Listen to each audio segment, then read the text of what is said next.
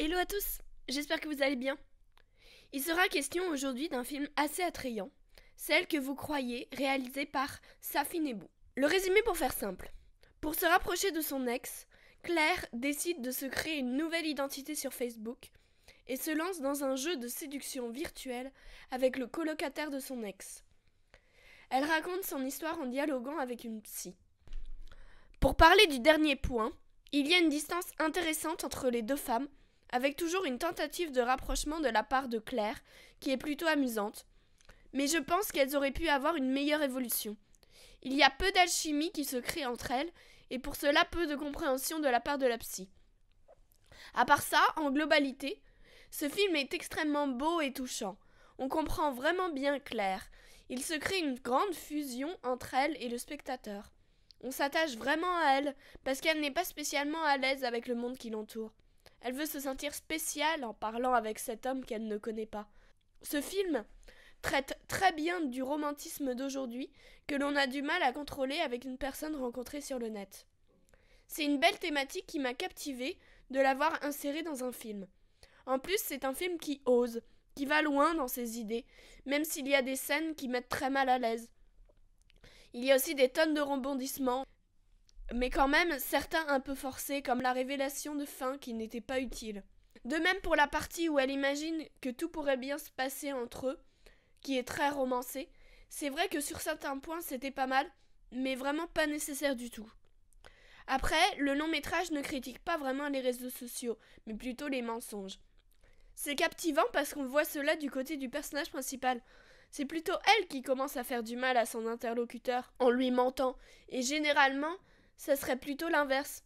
Mais c'est cela, le fait que Claire soit le personnage principal, le fait d'avoir ce défaut, d'avoir menti à cette personne qu'elle aime, et de vouloir réparer cela, ça la rend encore plus humaine, et c'est là que la réalité dépasse la fiction.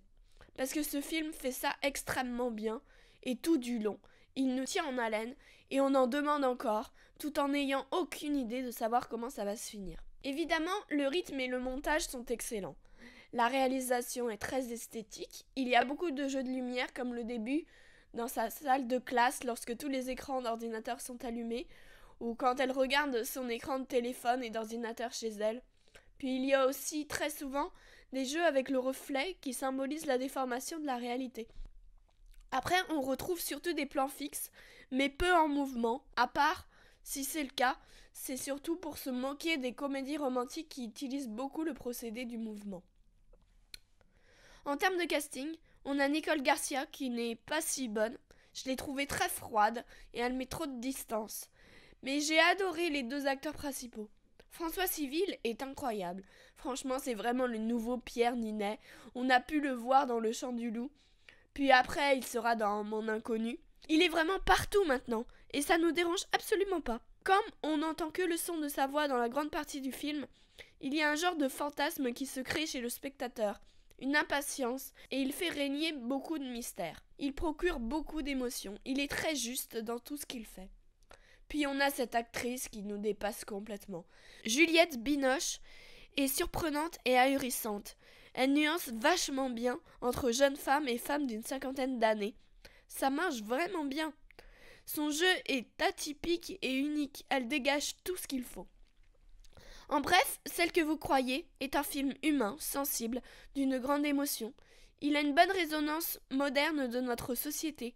C'est un beau film, mais ça reste quand même du cinéma d'auteur qui demande beaucoup de réflexion sur la vision que l'on porte sur notre communauté.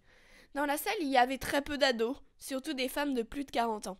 Voilà, j'espère que ma critique vous a plu. N'hésitez pas à aimer ma vidéo, à la commenter, à aller voir des films, et moi je vous dis à plus.